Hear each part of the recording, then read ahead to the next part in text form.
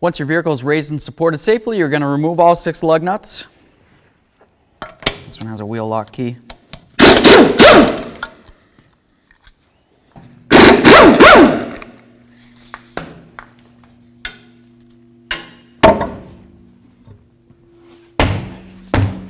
Let's go ahead and spray these nuts that are holding the sway bar link on.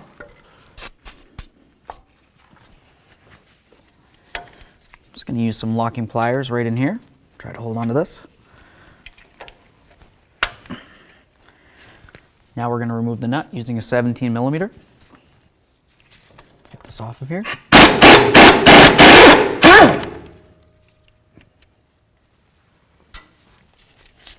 Once that's free, we're going to do the same to the other side right down here.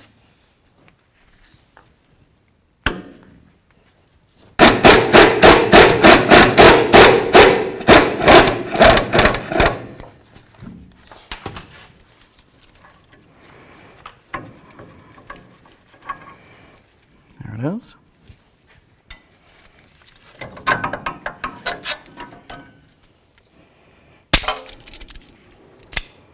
Now it's going to be time to install the sway bar link. You want to pay special attention to the fact that it has a long stud and a shorter stud. The long stud will go through the knuckle. Of course, when you put it through, you'd want to go ahead and put this on first. Nice little washer like that. Then you're going to put it through. Something I also like to point out is this little metal ring right along here that's holding the boot to the shaft. You're going to hold this right here using an 18 millimeter. And once you tighten this up, you might push on that little ring and pop the boot off. If you do, you just need to put it back on, because if water gets in there, it's going to mess up your sway bar link prematurely. Slide it right through the knuckle. I'm going to put my washer on my other one. Get them both lined up here. Maybe I'll start with the lower one. I should go through just like that. We've got our 2 locking nuts. Go ahead and start both of those on. Then we're going to bottom these out.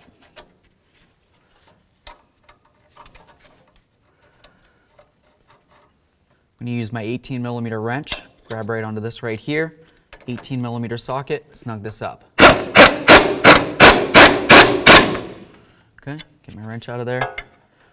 That looks good. Do the same to the lower one. Let's torque this to 52 foot-pounds.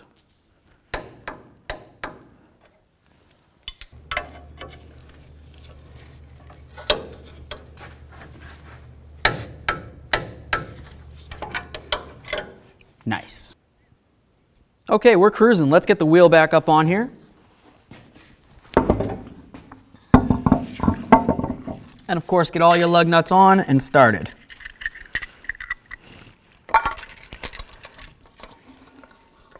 Let's go ahead and bottom out all the lug nuts.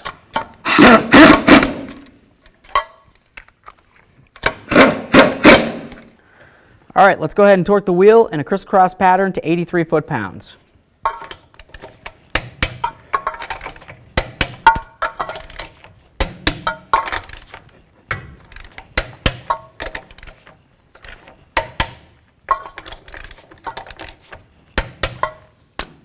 Torqued.